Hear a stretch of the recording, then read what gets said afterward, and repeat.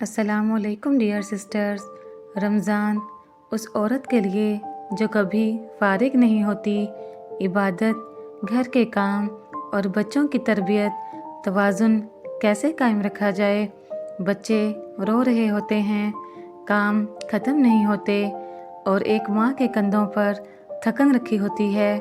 بہت سی عورتیں دل میں سوال کرتی ہیں، اگر سارا دن کچن، بچوں اور کاموں میں گزر جائے تو میرا رمضان کہاں ہے؟ تو سن لیجئے، رمضان آپ کو آپ کی ذمہ داریوں سے نکالنے نہیں آیا، بلکہ انہی ذمہ داریوں کے ذریعے آپ کو بلند کرنے آیا ہے۔ اللہ نے عبادت کو صرف جائے نماز تک محدود نہیں کیا، اس نے عبادت کو حقیقی گھروں، حقیقی تھکن اور حقیقی قربانیوں سے جوڑا ہے۔ عبادت کی تعریف بدلیں، اللہ نیت کو دیکھتا ہے۔ اللہ تعالیٰ فرماتا ہے، جس نے موت اور زندگی کو پیدا کیا تاکہ تمہیں آزمائے کہ تم میں عمل کے اعتبار سے کون بہتر ہے۔ رسول اللہ صلی اللہ علیہ وآلہ وسلم نے فرمایا، اعمال کا دار و مدار نیتوں پر ہے۔ جب ایک ماں نیت کرتی ہے کہ وہ روزہ داروں کو کھانا کھلا رہی ہے، اپنے گھر کو حرام سے محفوظ رکھ رہی ہے، اللہ کی رضا چاہتی ہے، تو اس کا کچن عبادت گاہ بن جاتا ہے۔ نیت بدلیے، عمل کا وزن بدل جائے گا۔ دوسروں سے مقابلہ نہ کریں، اللہ نے آپ کے لیے الگ دروازہ رکھا ہے۔ نبی کریم صلی اللہ علیہ وآلہ وسلم نے فرمایا، تم میں سے ہر شخص نگہبان ہے اور ہر ایک سے اس کی ذمہ داری کے بارے میں پوچھا جائے گا۔ آپ سے یہ نہیں پوچھا جائے گا کہ آپ نے دوسری عورتوں کی جیسی عبادت کیوں نہیں کی، بلکہ پوچھا جائے گا جو ذمہ داری اللہ نے آپ کو دی تھی اسے کیسے نبھایا۔ شیخ الاسلام فرماتے ہیں، سب سے افضل عبادت وہ ہے جو تمہاری موجودہ حالت میں تم پر فرض ہے۔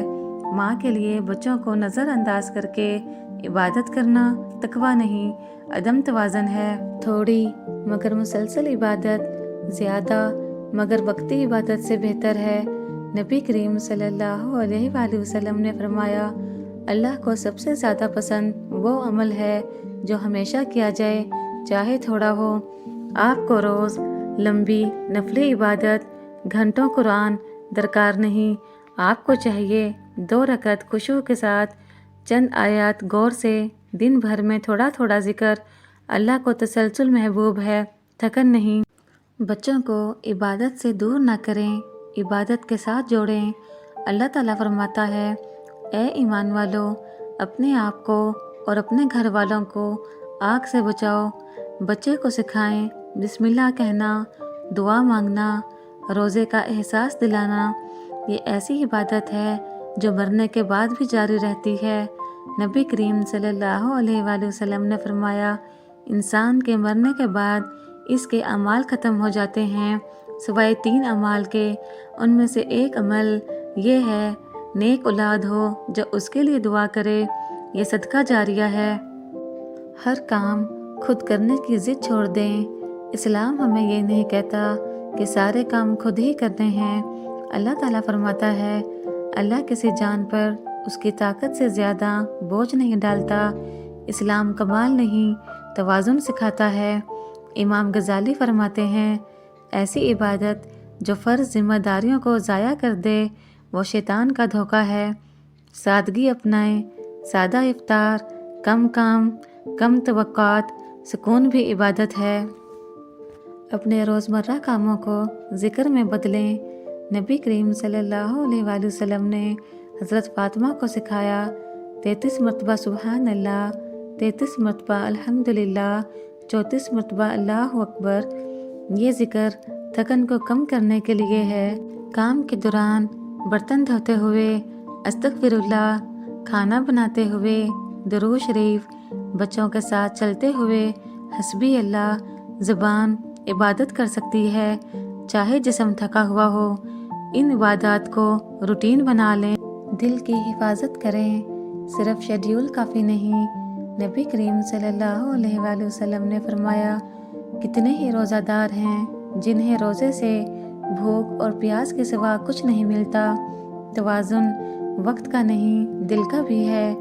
غیبت سے بچیں، غصے پر قابو رکھیں، نرمی اپنائیں، पुरसकून माँ अल्लाह के ज़्यादा करीब होती है बजाय बेचैन इबादत गुजार के। कबूलियत की दुआ करें, मवाजना नहीं। अल्लाह ताला फरमाता है, अल्लाह सिर्फ मुत्कियों से कबूल करता है। कबूलियत मिकदार से नहीं, इखलास से है। इफ्तार से पहले कहें, या अल्लाह जो कर सकी कबूल फरमा, जो ना कर सकी माफ़ फरमा दे, और जो बोझ उठाया उस पर अजर अता फरमा। ये दुआ बहुत ताकतवर है। डियर सिस्टर्स, आपका रमज़ान छोटा नहीं, आपकी इबादत छुपी हुई नहीं, आपकी थकन ज़ाया नहीं। हर जागती रात, हर पका हुआ नवाला, हर सिखाया हुआ हर्फ अल्लाह के यहाँ लिखा जा रहा है। फरिश्ते सिर्फ नमाज नहीं लिखते, वो कुर्बानी भी लिखते हैं। शायद जो औरत जाए नमाज पर कम बैठी हो, क़यामत के दिन सबसे ज़्यादा खड़ी हो, क्योंकि उसने दूसरों को जन्नत की तरफ उठाया। आपका रमज़ान काफ़ी है, आप काफ़ी हैं, और अल्लाह आपको देख रहा है।